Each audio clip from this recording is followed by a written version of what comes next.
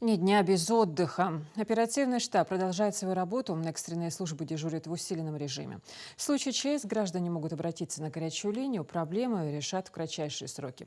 В течение всего дня звонки обрабатываются представителями Министерства энергетики, ЖКХ республики, а также ресурсоснабжающих организаций. При возникновении проблем с перебоями в электро-, водо- и газоснабжении нужно позвонить по указанным номерам.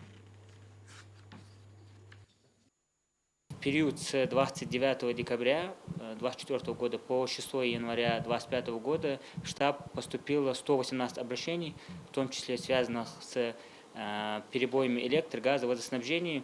В сфере электроснабжения 63 обращения, в сфере водоснабжения 53 обращения и 2 обращения, связанных с низким давлением газа. Оперативный штаб функционирует в круглосуточном режиме, поэтому жители республики могут обращаться в любое время суток.